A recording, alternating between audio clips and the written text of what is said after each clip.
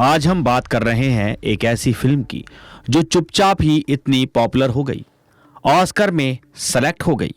जब सिनेमा समाज से दूर जाकर कहानियां दिखाता है तब वो सपने बेचने लगता है। आजकल लोगों को ये सपने बड़े हसीन लग रहे हैं। ऐसी फिल्में भी चल रही हैं, लेकिन सिनेमा वो होता है जो समाज के बारे में बात करे, और किरण राव ने उनकी फिल्म लापता लेडीज के जरिए ये बात करने की कोशिश की थी। उन्होंने एक बहुत ही महत्वपूर्ण फिल्म बनाई और लोगों ने भी इसे पसंद किया।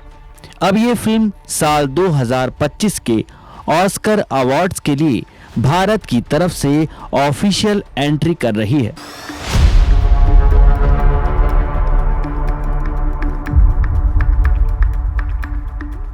अब इस बारे में विस्तार से बात करते हैं कि लापता लेडीज में ऐसा क्या है जो भारत इसे ऑस्कर में बतौर ऑफिशियल एंट्री भेज रहा है।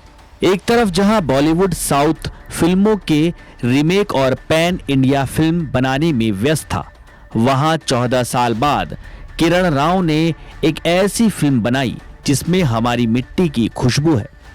इस फिल्म में उन्होंने एक सरल कहानी बड़ी ही सहजता से लोगों के सामने पेश करने की कोशिश की है, जो बिना ज्ञान दिए भी बहुत कुछ सिखा कर जाती है। ये कहानी है दो दुल्हनों की। नई नई शादी करके एक ट्रेन से अपने ससुराल जाते समय कुछ ऐसा हो जाता है कि दुल्हनें बदल जाती हैं। एक दुल्हन के लिए यह आपदा होती है तो दूसरी शादी के अनचाहे बंधन में बंधने वाली दूसरी दुल्हन के लिए ये सिचुएशन आपदा में अवसर बन जाती है। इस फिल्म में वो कुछ भी नहीं होता जो आप सोचते हो, लेकिन फिर भी ये उत्तर प्रदेश के छोटे से गांव की कहानी मुंबई के थिएटर में बैठकर फिल्म देखने वाले लोगों का भी खूब मनोरंजन करती है। और शायद यही बात है कि ये फिल्म इंडिया की तरफ से ऑस्कर के लिए ऑफिशियल एंट्री बन गई है।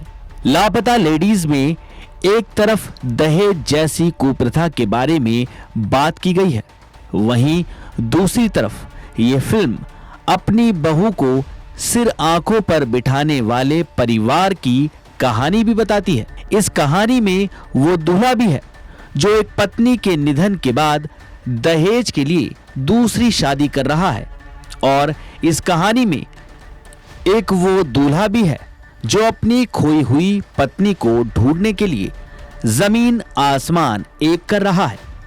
इस फिल्म में एक ऐसी दुल्हन भी है जो आगे पढ़ने के लिए खुद के पैर पर खड़े होने के लिए आपदा में मिले अवसर का फायदा उठाने की कोशिश करती है। वहीं इस फिल्म में एक ऐसी दुल्हन भी है जो सिर्फ अपने पति के पास जाना चाहती है और उसका घर संभालना चाहती है।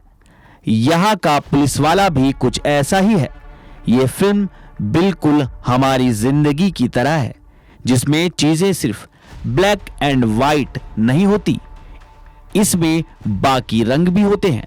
इंडिया को एक नजरिए के साथ देखने वालों के लिए ये फिल्म एक सही जवाब है, क्योंकि इसके एक पहलू में ये दिखाया गया है जो वो हमारे देश के बारे में सोचना चाहते हैं, और दूसरे पहलू में वो बताया गया है जो हम उन्हें हमारे देश के बारे में बताना चाहते हैं।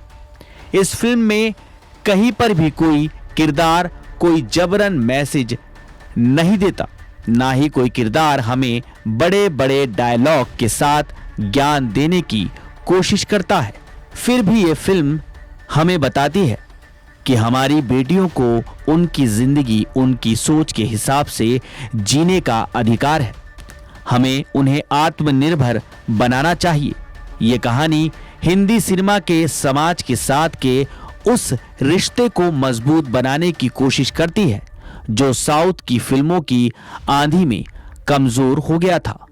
12 नेशनल अवार्ड जीत चुके 72 साल के जानू बरुआ ने इस साल फिल्म फेडरेशन ऑफ इंडिया की जूरी टीम को लीड किया है।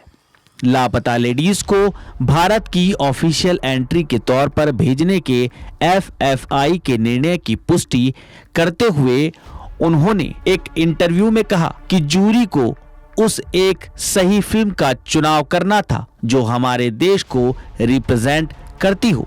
इस फिल्म के जरिए हमारे सोशल सिस्टम और यहाँ की संस्कृति को पेश करना जरूरी था। फिल्म में भारतीयता होना बहुत जरूरी था और लापता लेडीज वही फिल्म थी जिसकी हमें तलाश थी।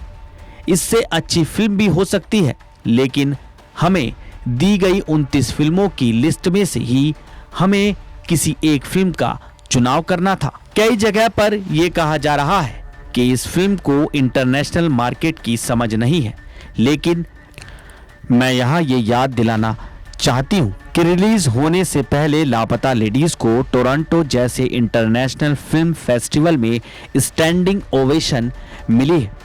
और क्यों हम ऑस्कर में उनके लिए बनाई हुई फिल्में भेजें।